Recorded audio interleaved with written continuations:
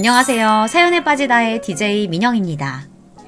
오늘의 사연은요, 정말 가슴 아프고 분노를 일게 하는 사연인데요. 오늘의 이야기 어떤 내용일지 오늘의 사연도 함께 만나볼게요.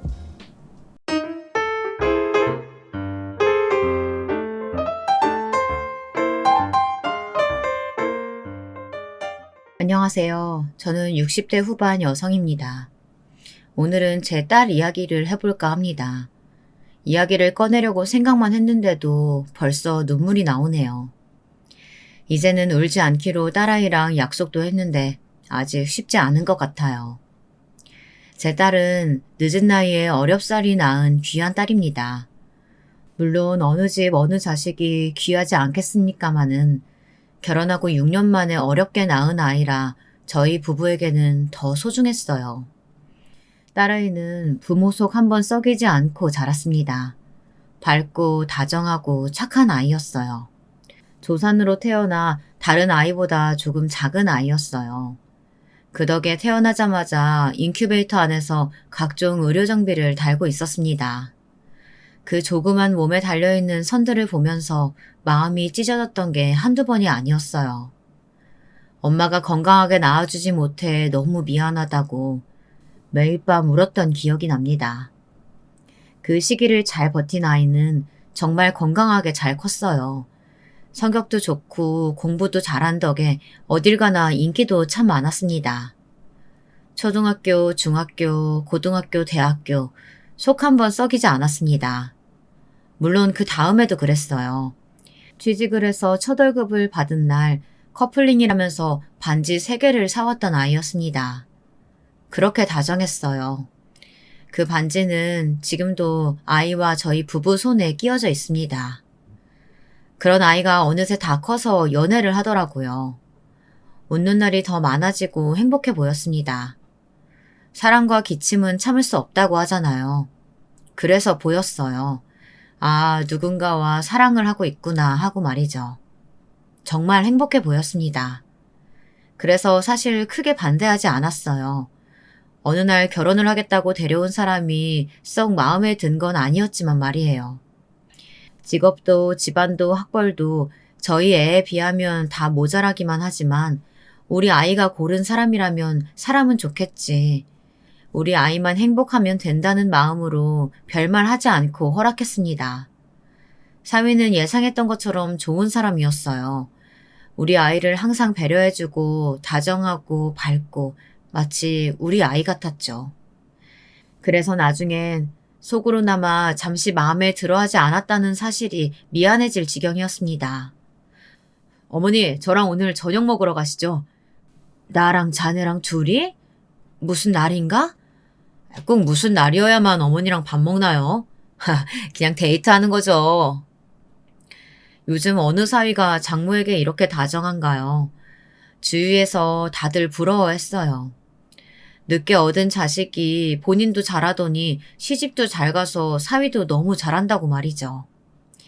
그런 저희 집에도 한 가지 고민거리가 있었습니다. 그게 왜 엄마 탓이야? 나한테 안 좋은 거 물려받았나 그러는 거지. 결혼한 지 6년이 다 되어가도록 딸아이 부부는 아이를 갖지 못했어요. 저는 그게 꼭 제 탓인 것만 같았습니다. 저도 제 딸아이를 늦게 가졌으니까요. 좋지 않은 것까지 그대로 물려받았나 싶어서 마음이 쓰이더라고요. 혹시 무슨 문제 있나 싶어서 검사 한번 받아보려고. 너무 걱정은 하지 마. 요즘은 난임 부부들 되게 많아서 아기 갖기 그렇게 어렵지 않대. 딸아이가 말은 그렇게 해줬지만 걱정이 되는 건 어쩔 수 없더라고요. 그래서 딸아이 부부에게 하는 김에 이것저것 다 해보라고 건강검진권을 끊어줬습니다. 그리고 얼마나 지났을까요?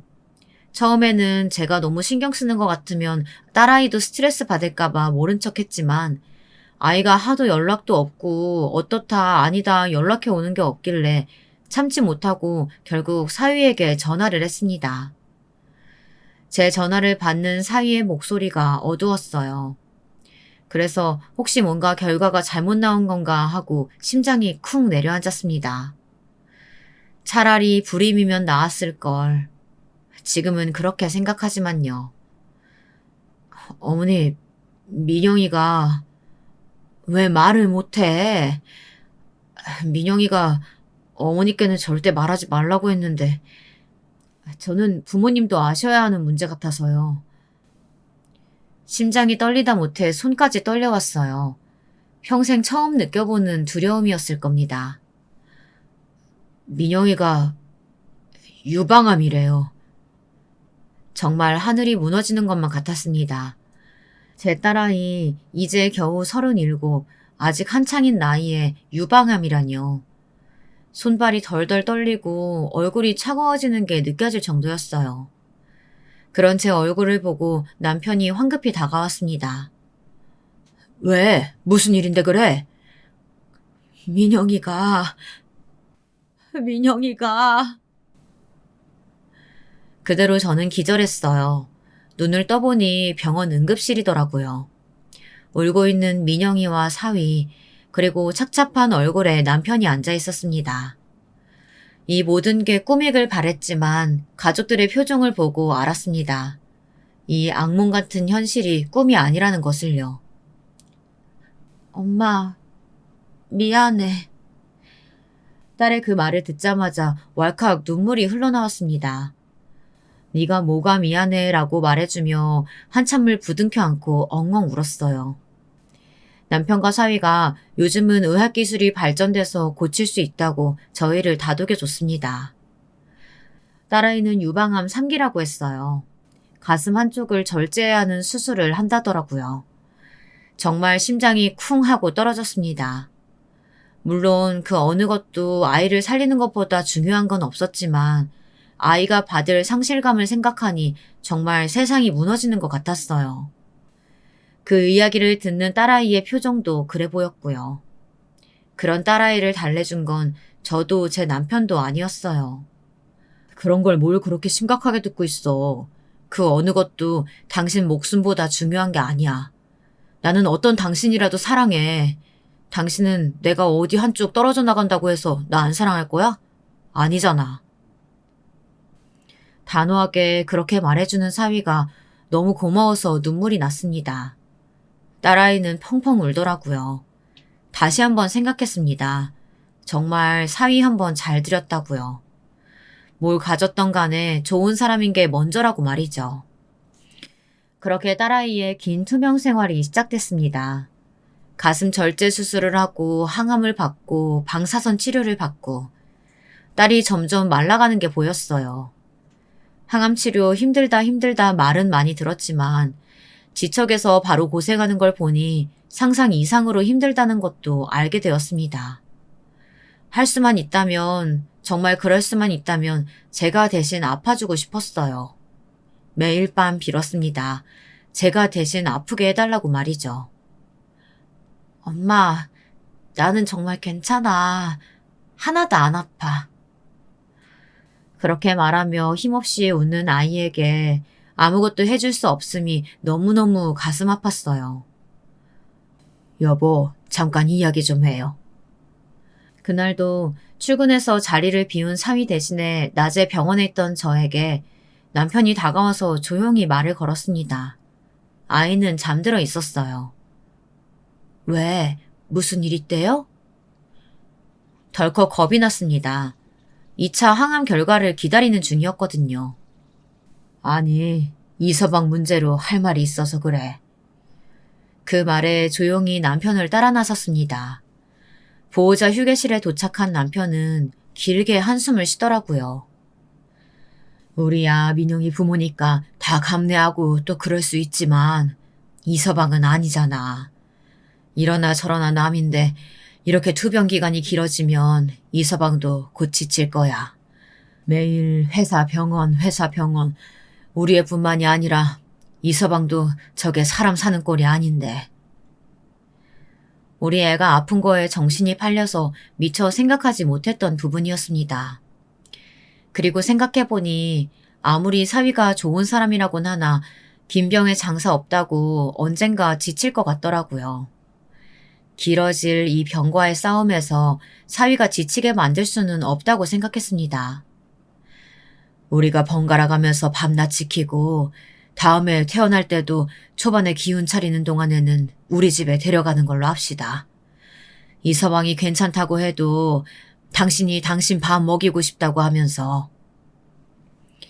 고개를 끄덕였습니다. 그리고 사위가 올 때를 기다렸다 말했어요. 이제 평일에 매일 병원으로 퇴근하지 말고 일주일에 2번 정도만 하라고요. 저랑 제 남편이 있겠다고요. 그랬더니 사위가 펄쩍 뛰었습니다. 물론 처음부터 냉큼 그러겠다 할 거라고는 생각하지 않았지만 그 반응이 너무 고마웠어요. 어머니, 민영이는 제 부인이고 제 가족이에요. 어느 누가 가족이 아픈데 하는 수고를 고생이라고 생각하나요? 저는 제가 민영이 옆에 있고 싶어서 있는 겁니다. 그러니까 신경 쓰지 마세요. 그리고 민영이가 어머니 댁에 가서 쉬고 싶다고 하면 그건 따르겠습니다. 하지만 옆에 있는 건 제가 할 수 있게 해주세요. 정말 너무 고맙더군요. 그래서 그 앞에서 또 펑펑 울었습니다. 우리 민영이가 정말 사랑복은 많다고 어떻게 이런 남편을 만나게 됐는지 모르겠다고 하면서 말이에요. 그 뒤로 사위에게 하나라도 더 주고 더 잘해주려고 노력했습니다. 아니, 자네 밥을 왜 이렇게 못 먹나? 어느 날 사위가 밥을 제대로 먹지 못하는 것 같길래 물었어요. 그러고 보니 살이 좀 빠진 것 같기도 했고 말이죠. 그냥요. 입맛이 없네요. 그렇게 말했지만 병원밥이 입에 맞지 않는 것 같았어요. 저도 먹어야 움직이고 그래야 딸을 간호할 수 있으니 밀어넣는 것이지 병원밥이 참 맛이 없긴 하잖아요. 하루 이틀도 아니고 계속 그런 밥을 먹고 있어야 하니 살이 빠진 것도 당연한 일이었습니다. 그래서 집에서 바리바리 반찬을 해다가 날랐어요. 사위가 잘 먹었던 것들을 생각해서 말이죠. 아이고, 어머니, 안 그러셔도 되는데. 이거라도 하게 해줘. 반찬 만들고 이러면서 아무 생각 안 해도 돼서 나도 좋았네. 거짓말은 아니었어요. 반찬들을 만들면서 잠시라도 현실의 고민들을 잊긴 했으니까요. 몸이 힘든 줄도 몰랐습니다. 그러던 어느 날이었어요. 병원 데스크 앞을 지나는데 저희의 담당 간호사님이 늦은 식사를 하고 계셨습니다. 꾸벅 인사를 하고 지나가는데 반찬통이 낯설었어요. 그렇게 인사를 하다 말고 그 반찬통을 빤히 바라보자 그 간호사님이 벌떡 일어나서 민망한 듯 인사를 하더라고요. 아, 이거 오민영 환자분 보호자분이 제가 늦게까지 밥을 못 먹었다니까 저 먹으라고 주신 건데 원래 보호자분께 이런 거 안 받는데 제가 너무 배고파서 받아버렸네요. 민망한 듯 긁적이며 고개를 숙이더라고요. 아이고, 그럴 수도 있죠. 늦은 시간까지 고생하시는데 늘 이렇게 식사가 늦어서 어째요? 그거 제가 만든 건데 앞으로는 더 넉넉하게 만들어 놓을 테니까 언제든 드세요. 우리 애 늘 잘 봐주시는데. 아니요, 아니요. 마음만으로도 너무 감사합니다. 괜찮아요. 그 간호사님은 항상 친절하게 웃으며 우리 애를 봐주셨던 분이었어요. 제가 인상이 참 좋다고 그리고 너무 친절하다고 좋아하던 분이셨어요. 사위도 늘 감사하게 생각하던 분이라 챙겨드렸나 했어요. 어머니 허락도 안 받고 죄송합니다. 아니 뭐 그런 걸로 일어나. 당연히 그럴 수도 있지. 앞으로도 자네가 좀 챙겨드려. 내가 반찬은 계속 해다 놓을 테니까. 2차 항암이 그렇게 끝났습니다. 병원에서는 암이 더 커지지는 않았지만 전이가 된 부분은 딱히 차도는 없다고 했어요. 그리고는 임상을 해보는 게 어떠냐는 이야기를 하더라고요. 젊은 사람들은 암이 빨리 퍼져서 암이 더 커지지 않는 게 다행이라고 힘없이 웃는 딸에게 아무 말도 해줄 수가 없었습니다. 하루빨리 체력을 끌어올려 임상시험을 받아보겠다는 의지를 내비치는 딸에게 고마웠어요. 저도 힘들 텐데 말이죠. 내가 데리고 있으면서 좀 잘 먹이고 체력을 올려놔야겠어. 이번에는 사위도 수긍했습니다. 아무래도 남편이 출근하고 아무도 없는 집에 하루 종일 혼자 있는 것보다는 제가 옆에 있으면서 이것저것 해주는 편이 딸아이에게 좋다는 것을 사위도 받아들인 모양이었어요. 그렇게 한 달 정도를 저희 집에서 딸아이는 회복기를 가졌습니다. 그리고 임상을 하기 위해 다시 병원에 입원하던 날이었어요. 먼저 온 사위가 지난번에 그 간호사와 웃으며 즐겁게 이야기하고 있는 모습이 보였습니다. 저 정도로 친했나 싶은 마음이 들긴 했지만 병원에 거의 살다시피 하는 사위라면 그럴 수 있다고 생각했어요. 또 의료진 분들과 친하게 지내는 건 좋은 일이기도 하고요. 자기 왔어? 딸아이를 보고 환하게 웃으며 다가와 안아주는 사위를 보고 잠시라도 무슨 생각을 한 건가 싶어서 또다시 제 자신을 탓했습니다. 하지만 한번 그런 생각을 했었기 때문일까요? 자꾸 그 사위와 간호사가 너무 필요 이상으로 가깝다는 생각이 들었습니다. 그렇게 그냥 이상하다는 느낌만 받고 있던 어느 날이었어요. 사위가 그 간호사와 다정히 뭔가 속삭이는 모습을 봤어요. 정말 가까운 사람처럼 말이죠. 자네 여기서 뭐하나? 어머님 오셨어요? 박 간호사님께 뭐 좀 여쭤볼 게 있어서 잠시 나왔어요. 그러면서 저를 데리고 서둘러 그 자리를 피하더라고요. 물론 제가 사위가 서두른다 그렇게 생각한 걸 수도 있지요. 하지만 그냥 넘어가기엔 너무 찜찜했습니다. 그날부터 사위와 그 간호사를 의심 아닌 의심의 눈초리로 지켜봤던 것 같아요. 확실히 둘이 필요 이상으로 친해. 혼자 중얼거리는 말을 남편이 들었어요. 누구랑 누가? 아무에게도 하지 않은 이야기였습니다. 혹시나 진짜일까 무서워서요. 며칠째 소가리만 하다가 남편에게 털어놨어요. 당신 지금 제정신이야? 어디 가서 그런 말 절대 하지 마. 그리고 이사방 앞에서는 티도 내지 말고. 그런 생각하고 있다는 거 알면 얼마나 서운하고 억울해하겠어. 이서방이 우리 민영이 간호를 얼마나 열심히 하는데 그것만 봐도 민영이에 대한 마음이 느껴지지 않아?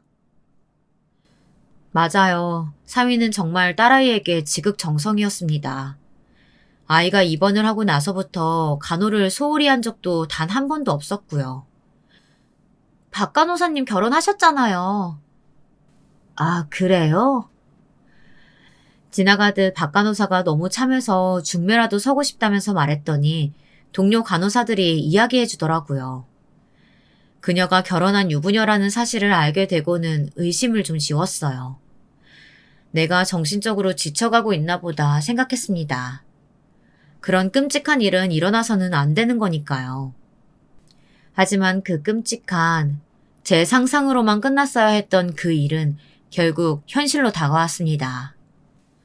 그날은 제가 병원에 가지 않기로 한 날이었어요. 사위와 딸만 둘만 있는 날.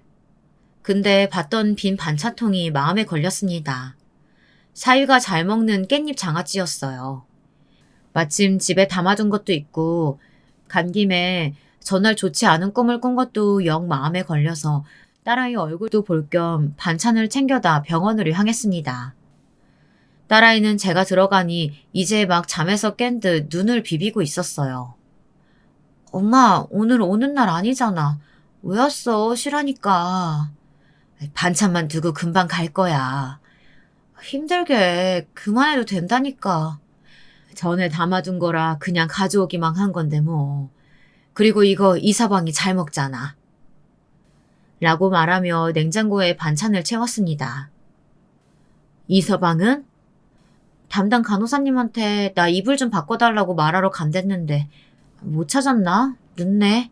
없으면 그냥 와도 된다니까. 이불? 이불은 왜? 땀을 너무 많이 흘려서. 어디 아파? 아니, 그냥 식은땀이 좀 났어. 괜찮아요. 걱정 안 해도 돼. 딸의 이불에 손을 넣어봤더니 좀 축축하더라고요. 그래서 딸에게 잠시 있어보라고 말한 뒤 사위와 그 간호사를 찾아 나서려 일어서던 순간이었습니다. 딸아이가 제게 말했어요. 곧 올 거야. 찾으러 가지 마. 그래도 너 땀을 이렇게 흘렸는데. 찾으러 나갔는데 엄마까지 왜. 괜찮아. 딸아이가 제가 사위를 찾으러 나가는 걸 말리더라고요. 이상했습니다. 그리고 뭔가 찾으러 가야만 할 것 같은 기분이 들었어요. 그래서 한 번 더 말리는 딸아이를 두고 사위를 찾아 나섰습니다. 그런데 사위가 보이지 않더라고요. 물론 그 간호사도 말이죠. 박 간호사님 어디 계신가요? 오늘 바쁘신가? 아까부터 안 보이시네요. 김간, 박간 어디 있는지 알아? 아까 이민영 환자 보호자분이랑 어디 가시는 것 같던데. 이불? 그거 갈아드리러요.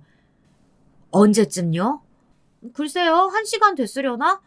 저 다른 환자분 드레싱하러 가기 전이니까요.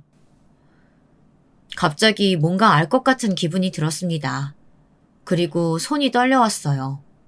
감사하다고 간호사분들께 인사를 하고 덜덜 떨리는 손을 마주 잡고 병원 곳곳을 찾아다니기 시작했습니다. 그러다 병원 한쪽 구석진 곳에 있는 직원 전용 출입구 쪽을 지나고 있을 때였어요. 근데 자기야, 여기 진짜 좋다. 매번 이렇게 아무도 안 오냐? 내가 이 병원 짬이 얼만데. 여긴 진짜 아무도 안 온다니까? 근데 자기 안 가봐도 돼? 괜찮아. 어차피 또 잘 거야. 오늘은 장모도 안 오는 날이고. 하긴 그 약이 좀 세야지. 자기는 안 가봐도 돼? 나는 곧 가보긴 해야 하는데. 사위야 그 간호사의 목소리가 들려왔습니다. 온몸이 차가워지고 머리가 하얗게 비워지는 느낌이었어요. 의심도 하고 상상도 해봤지만 실제로 겪게 되는 건 너무나 다른 일이더라고요. 덜덜 떨리는 손을 들어 벽을 붙잡고 겨우 서 있었습니다. 다리에 힘이 풀릴 것 같았지만 더 가까이 가서 저들의 대화를 들어야겠다는 마음에 겨우겨우 한 발짝 두 발짝 움직였어요. 다가갈수록 그들의 대화는 더 선명하게 들려왔습니다. 그 둘의 대화 내용은 차마 입에 담을 수 없는 이야기였어요. 지금 생각해도 울분이 터지고 눈물이 나오네요. 자기 요즘 피부가 거칠거칠해. 이 집도 더는 못 해먹겠다. 너무 힘들어서. 주먹을 꽉 쥐었습니다. 눈물이 날 것 같은 눈을 꾹 감았어요. 김병에 장사 없어. 그리고 자기 정도면 열심히 한 거야. 맞아. 나 같은 사이가 어딨어.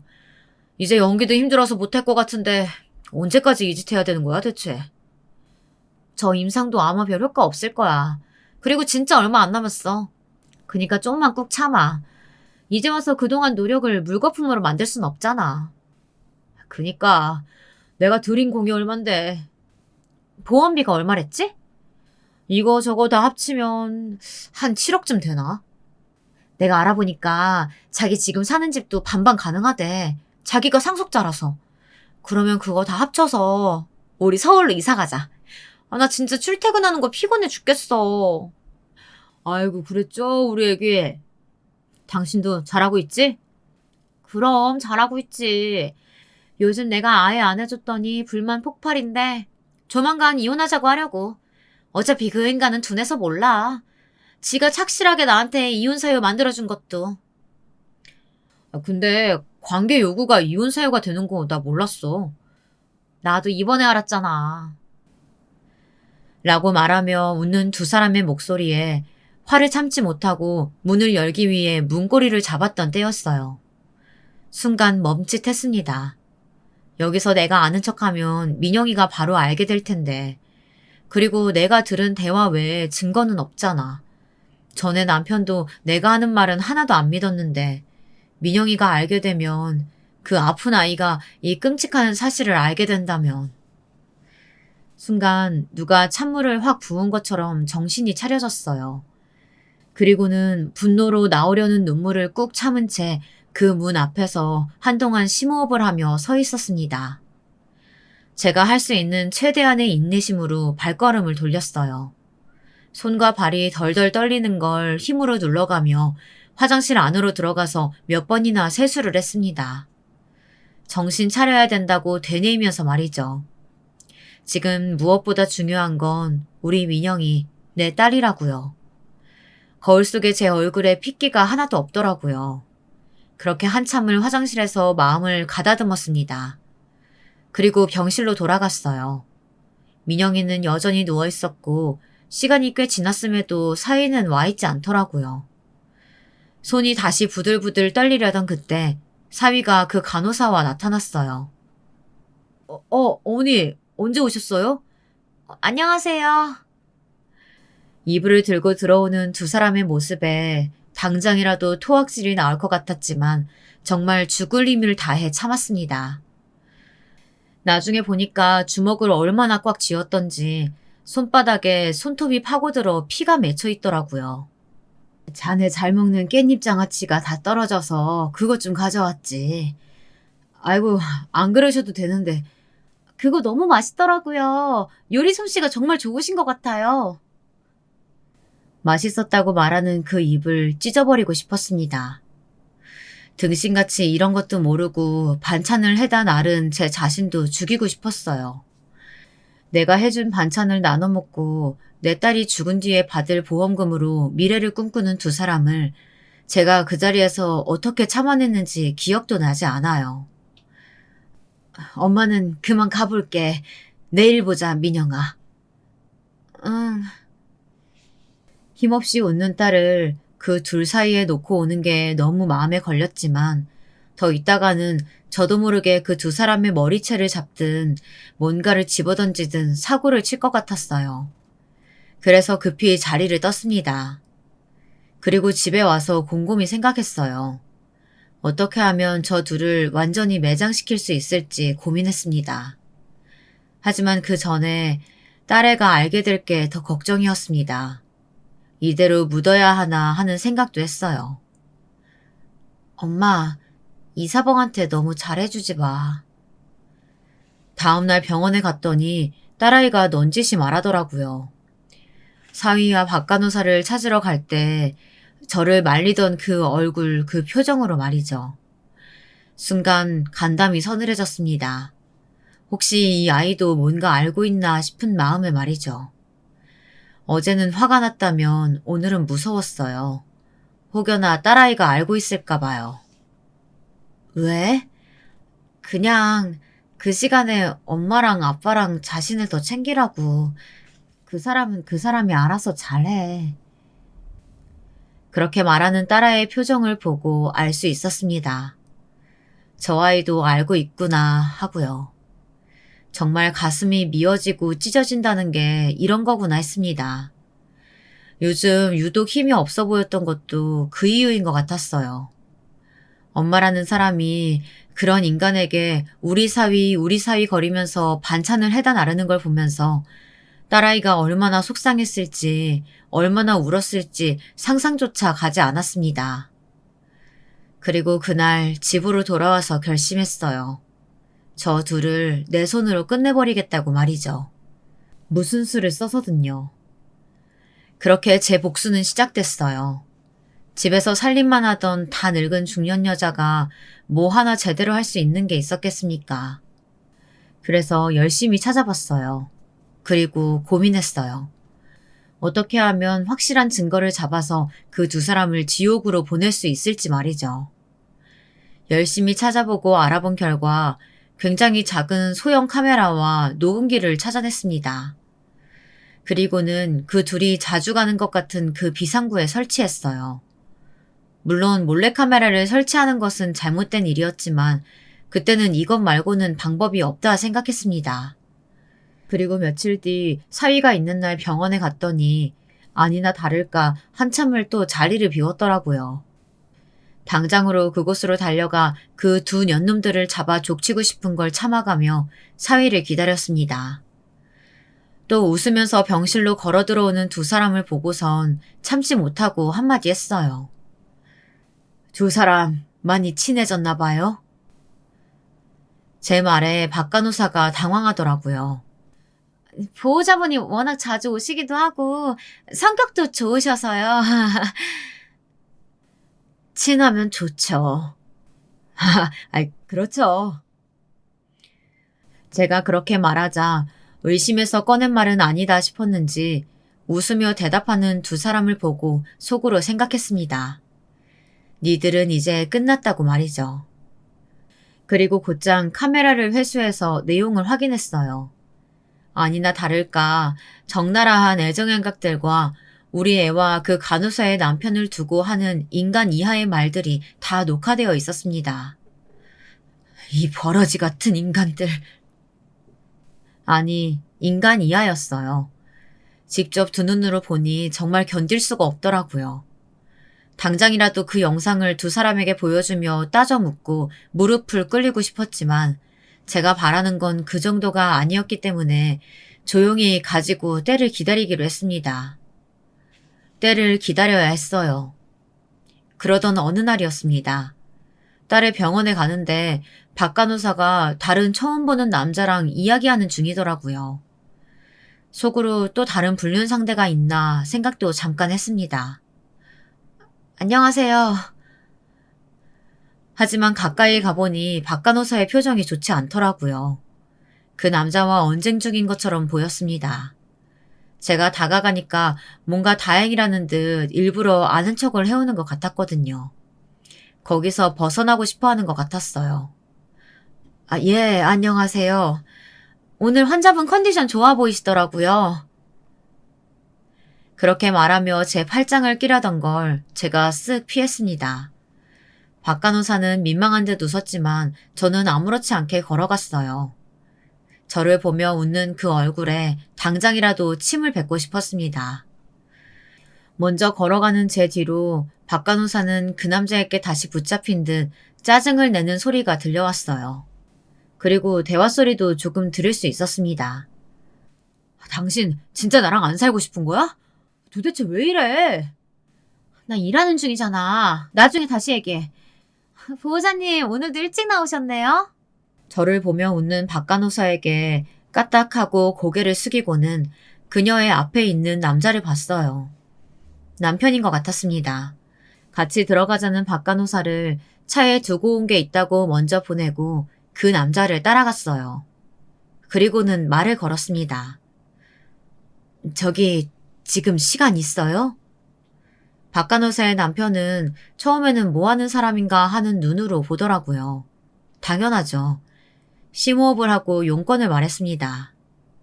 그쪽 부인분이랑 저희 사위가 바람이 난 것 같아요. 네? 그게 무슨 소리를 하냐고 미친 사람 취급하려던 남자에게 보여줄 게 있다고 제 차로 끌고 왔습니다. 그리고는 제가 녹화한 영상을 보여줬어요. 그 남자의 얼굴이 새하얗게 질려갔습니다. 이렇게 경우 없게 알리고 싶지는 않았는데 제가 지금 그런 걸 따질 처지가 못 돼서요. 저희 딸이 시한부입니다. 오죽하면 이럴까 하는 부모 마음을 좀 이해해 주세요. 한동안 말없이 영상을 뚫어져라 보던 남자가 잠시 뒤 말했습니다. 제가 어떻게 하면 될까요?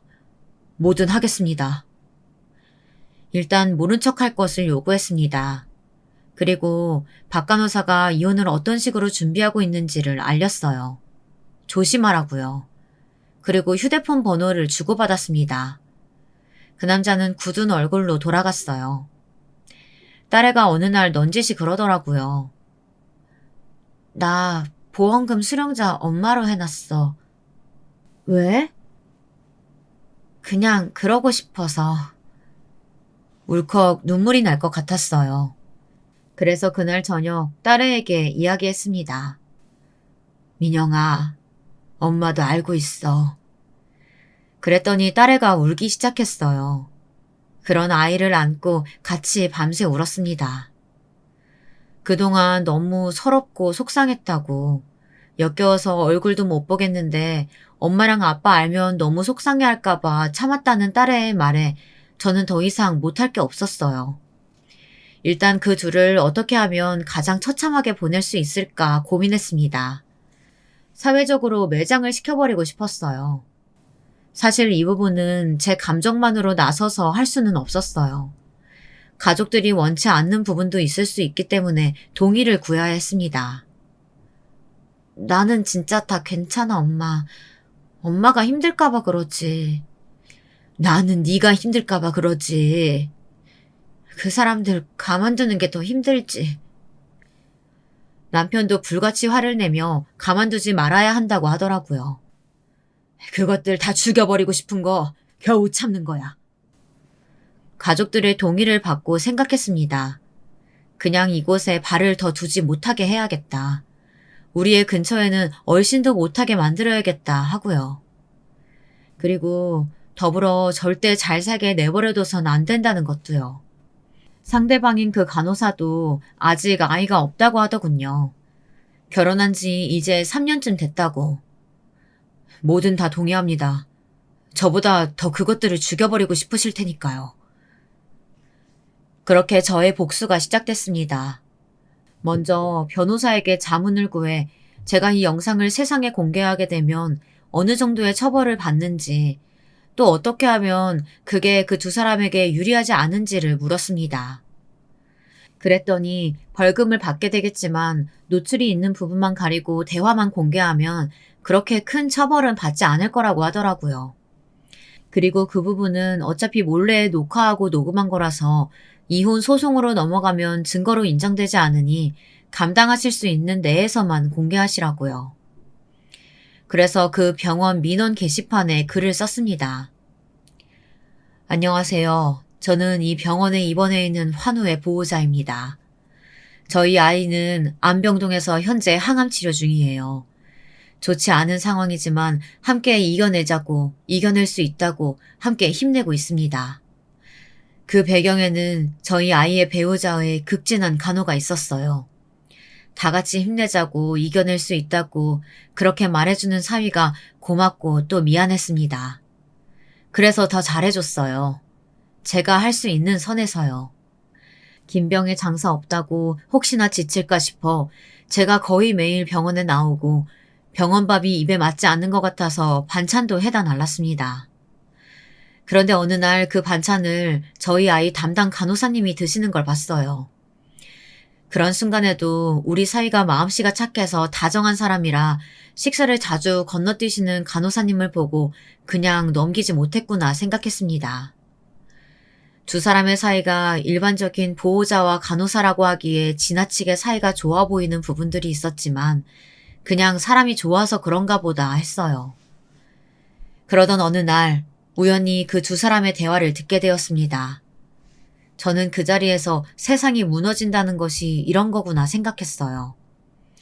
두 사람은 불륜관계였고 저희 아이의 보험금으로 새 출발을 할 준비를 하고 있었습니다. 정말이지 억장이 무너지고 손이 떨렸어요. 사람이 너무 충격을 받거나 화가 나면 정작 어떻게 해야 할지 갈피를 못 잡게 되더라고요. 하지만 저희 딸을 보며 마음을 다잡았습니다.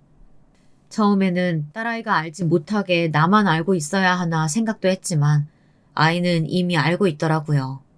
정말 가슴이 미어졌습니다. 저는 도저히 이 두 사람을 용서할 수가 없어요. 제가 무슨 대가를 치르더라도 말이죠. 그래서 공개하기로 했습니다. 아무도 오지 않는다는 그 둘만의 비상구에서 어떤 이야기를 주고받았는지 말이에요. 얼굴과 이름도 다 밝히고 싶었지만 제가 가지고 있는 마지막 인내심으로 그 부분은 가렸어요. 이런 내용과 함께 영상을 올렸어요. 그들의 대화 장면만 말이죠. 임상에 효과가 있긴 한 거야? 요즘 컨디션이 좋아 보이던데. 원래 확률상 효과가 없어야 하긴 하는데 그건 그래봐야 반짝일 거야. 이제 병간호도 진짜 못해 먹겠어. 왜 아니야. 자기가 좀만 참아. 보험금만 7억이라며. 우리 자기 보러 오는 낙 아니었으면 진작에 때려쳤어. 라는 대화가 녹음된 영상이었어요. 익명으로 글을 썼고 얼굴도 모자이크 처리했지만 그 둘이 누구인지는 금방 모두가 알게 되었어요. 더구나 저만 가지고 있던 의구심도 아니었더라고요. 이미 간호사들 사이에서 그 둘의 사이가 어딘가 심상치 않다라는 이야기가 돌고 있었다더라고요. 병원은 정말 말 그대로 발칵 뒤집혔습니다. 병원의 모든 환우들, 특히 결혼한 젊은 여자 환우들과 그 보호자분들이 분노했어요. 의료진이 이래서야 어떻게 믿고 치료를 받을 수 있는지와 의료진의 인성교육 같은 것들에 대해 이야기가 나왔습니다. 의도하진 않았지만 다른 간호사분들이 고생을 많이 하셨어요. 환자분들이 계속 의심 섞인 눈으로 아무 죄 없는 간호사들까지 바라봤거든요.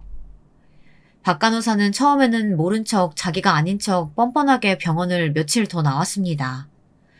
아무도 그녀와 말을 하지도 어울리지도 않았지만요. 그러다 징계위원회가 열렸어요. 저도 그 자리에 갔습니다. 사실 확인을 위해서 말이죠. 이렇게까지 하셔야 했어요?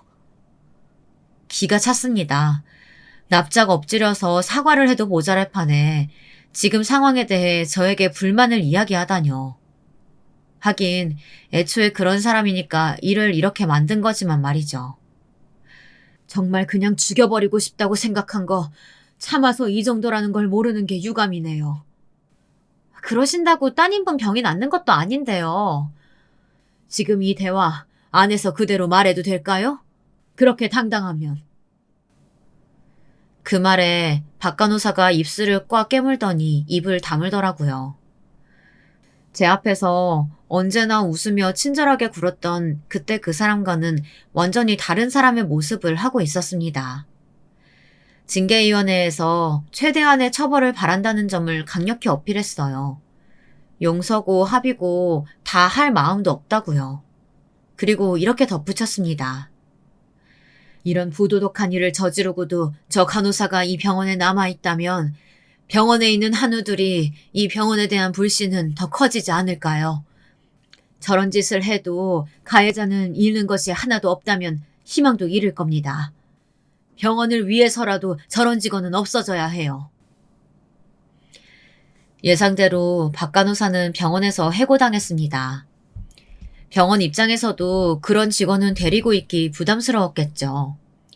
그리고 이미 인터넷에 저희 이야기가 퍼질 대로 퍼졌고 기사도 좀 났다고 알고 있거든요. 사위는 그 뒤로 그냥 종적을 감췄어요. 비열하고 비겁하게 말이죠. 그런데 그건 저희에게만은 아니었던 것 같았습니다. 박 간호사가 병원에서 해고되던 날 저를 찾아왔어요. 여자만 자꾸 사위는 품기로 하신 거 너무 불공평한 거 아닌가요? 바람은 양쪽에서 폈는데 사위분은 멀쩡하신 거죠? 품다니 무슨 소리예요? 그날 이후로 어디 갔는지 얼굴 한번 본 적이 없는데. 네?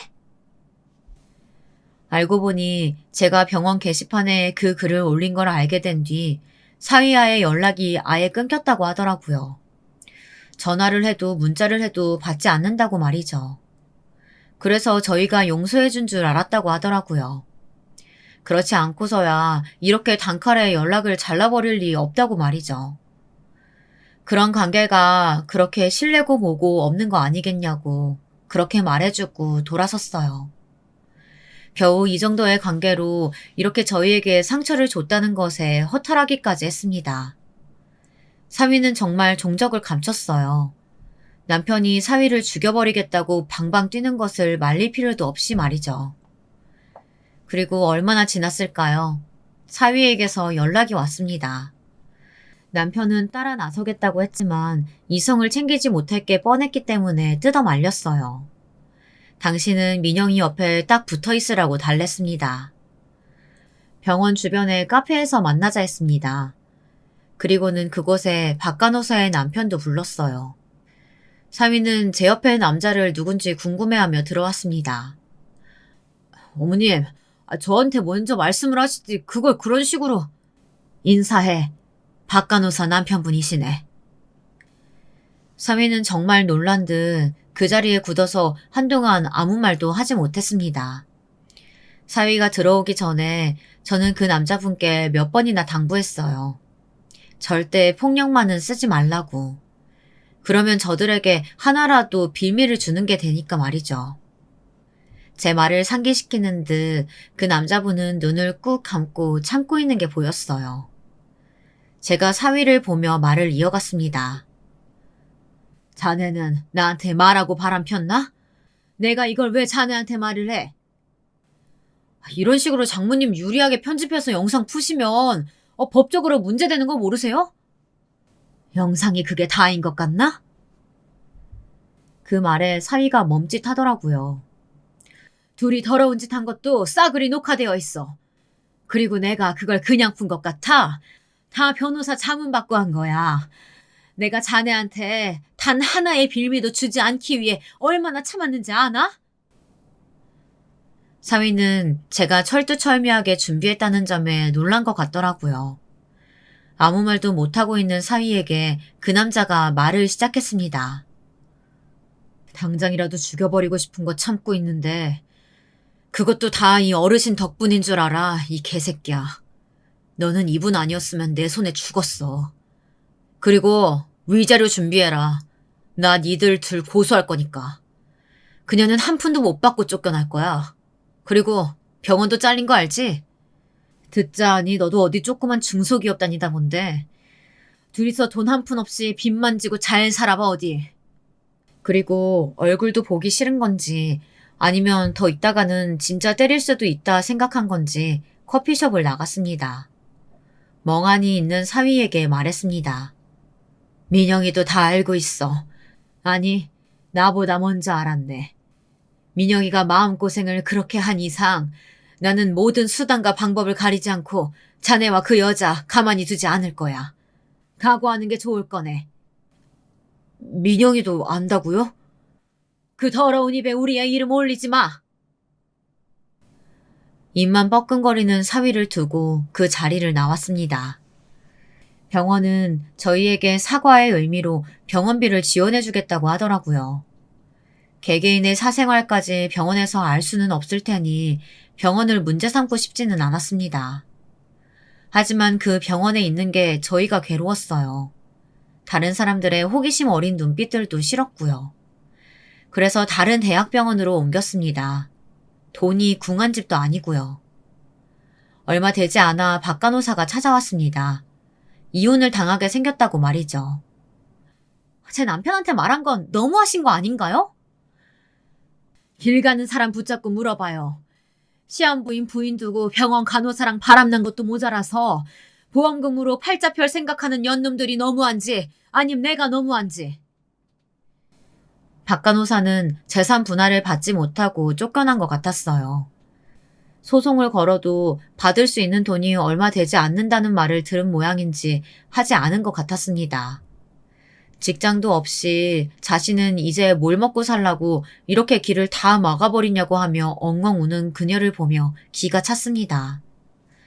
사위와 겨우 연락이 다 책임지라고 했지만 사위가 단칼에 거절한 것 같더라고요. 돈 없고 직장도 없는 그 박 간호사를 책임질 마음이 없었던 겁니다. 겨우 그런 인간을 두고 좋은 사람이라는 둥, 사위 복이 많다는 둥 한 과거의 저를 한 대 치고 싶었어요. 다른 사람들이 들으면 기겁할 이야기지만 이 이야기도 해야겠네요. 사위의 부모, 그러니까 사돈댁이 찾아왔었습니다. 어떻게 자신의 아들 앞길을 막을 수 있냐고 길길이 날뛰더라고요. 그동안 수발든 건 생각도 하나도 안 하고 이런 식으로 젊은 애 인생 하나를 망쳐도 되는 거예요? 어? 우리 애 회사에도 소문나서 잘렸잖아. 회사에서 잘린 것 같더라고요. 그래서 저를 찾아온 것 같았습니다. 제가 지금 얼마나 참고 있는지 모르죠. 제가 가지고 있는 증거가 한둘이 아닌데 그거 다 풀면 댁내 아들은 지금보다 더 인간 말종 쓰레기 취급당할 건데 그래도 돼요? 지금 나한테 이렇게 와서 행패 부릴 때가 아닌데. 뭐? 고추고래 때문에 왜 내 아들 인생을 망쳐? 왜? 그 말에 핀이 확 나갔습니다. 한마디만 더 해봐 어디. 내가 들고 있는 영상 녹취록 다 들고 다니면서 당신 아들뿐만 아니라 당신들 가족 주변에 싹 다 풀 거니까. 이사 가면 이사 가는 곳에 쫓아가서 풀고 당신네들 주변인들 아무도 모르는 사람 없게 해줄게. 그래. 자식 잃게 생긴 부모가 눈 돌았는데 내가 못할 일이 있겠어 지금? 정말 그럴 생각이었습니다. 어디선가 듣고 있었던 건지 갑자기 나타난 사위가 자신의 엄마를 끌고 가기 전까지는요. 찌질하게 엄마를 앞세우고 자기는 뒤에 숨어서 듣고 있었나 보더라고요. 병신 같은 자식, 저런 걸 사위라고. 여기서 끝났다면 좋았겠지만 사위는 양심도 없이 재산분할과 명예훼손으로 소송을 걸었습니다. 원래 그런 인간들이 더 양심 없이 그러잖아요. 하나도 인정이 안 되면 좋았겠지만 일부분은 인정이 됐습니다. 그래서 2천만 원 정도 줘야만 했어요. 하지만 곧 혼인관계를 파토낸 책임을 물어 위자료 청구 소송을 진행했어요. 거기서 5천만 원을 받았습니다. 그 결정이 나던 날도 사돈에게서 전화가 왔지만 받지 않았어요. 그동안 좋은 소식이라면 임상시험약이 효과가 좀 있는지 딸의 암의 크기가 많이 줄었습니다. 그 이야기를 들은 날 정말 펑펑 울었네요. 그동안은 하늘이 너무 원망스러웠거든요. 딸아이는 사위에 대한 이야기는 일절하지 않았습니다.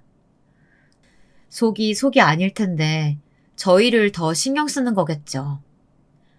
남편도 마찬가지로 아는 척 하지 않아요.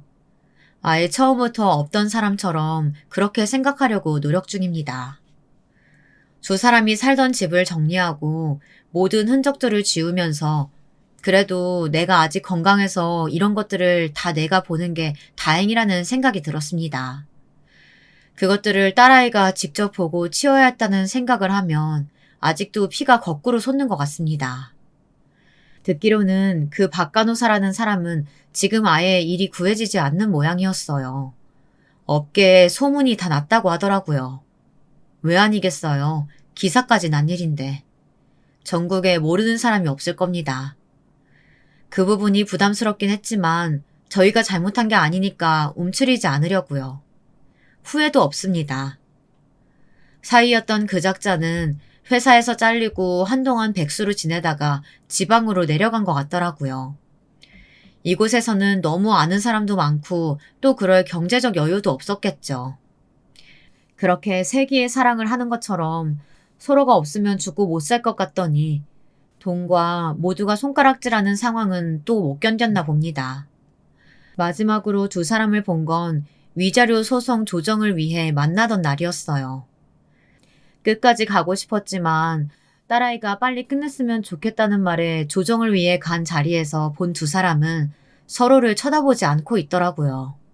조정이 끝나고 우연히 그 두 사람이 나누는 대화도 들을 수 있었습니다. 아무도 모른다며 거긴. 그래서 지금 이게 내 탓이라는 거야? 웃기시네. 자기를 믿는다며. 그리고 멍청해서 절대 모른다고 맨날 안심시키는데 누군데 이래? 그래서 지금 내 잘못이다. 지금 이게 뭐야? 너 때문에 나 인생 망했어. 위자료 한 푼 못 받고 이혼당한 걸로 모자라서 일도 못 구한다고. 뭐 먹고 살라고? 나는 뭐 안 그런 줄 알아? 위자료 물어주고 잘리고 소문나서 지방 가게 생겼어. 그렇게 서로의 탓만 하는 두 사람을 보면서 그럴 사람들이 그랬구나 하고 생각했습니다. 그 후에도 그 둘의 소식이 간간히 들려오긴 합니다. 잊을만 하면 어디서 알았는지 다들 알고 소문을 내고 회사고 어디고 제대로 다닐 수가 없다고 말이죠. 제가 나서서 노력하지 않아도 그런 이야기들은 파급력이 크더라고요. 전 사위였던 그놈은 지방의 작은 회사를 다니다가 또 회사 여직원과 불륜을 저질렀다고 하더라고요. 그러면서 전에 무슨 일이 있었는지 소문이 다 난 것 같았습니다. 또 회사를 그만두고 거처를 옮겼다고 들었어요. 그리고는 그 뒤로 들은 소식은 없습니다. 박 간호사도 어디 작은 개인병원에 취직했다가 거기 병원장에게 똑같은 짓을 하려고 했다고 들었습니다. 근데 그 병원장이 넘어가지 않았다고요. 개인병원 간호사들 사이에서도 소문이 쫙 나서 이슈가 되었던 저희 사건의 주인공이라는 사실까지 소문이 난 모양이더라고요. 제가 굳이 나서지 않아도 그 두 사람은 스스로 나락으로 가고 있었습니다. 그게 본성이니 어쩔 수 없이 그렇게 되는 거겠죠. 그 간호사가 말했던 확률적으로 효과가 없을 거라던 그 임상약은 너무 다행히 우리 아이에게는 잘 들었습니다. 암의 크기가 눈에 띄게 작아져서 이제 컨디션을 많이 회복했어요. 다음 치료도 곧 받으러 들어가고요. 가장 최근엔 병원에서 희망이 보인다는 말도 들었습니다. 시한부 선고까지 받았었는데 말이죠. 기적이나 마찬가지라고요. 왜 우리에게, 우리 딸에게 이런 일이 일어나나 하늘을 원망한 적도 있었어요. 하지만 이미 일어난 일이고 우리가 선택할 수 있는 문제가 아니라면 그걸 받아들이고 하루하루 최대한 열심히 그리고 희망을 가지고 살아야 한다는 교훈 아닌 교훈을 얻게 되었습니다. 그리고 언젠가 업보는 반드시 돌아간다는 것도 말이죠. 우리 딸은 반드시 꼭 나을 겁니다. 그렇게 될 거예요. 우리 딸만큼 착하고 바르게 산 아이도 없으니까요. 이런 희망적인 이야기로 이 이야기를 끝낼 수 있어서 얼마나 다행인지 몰라요. 엄마, 오늘 날씨 너무 좋다.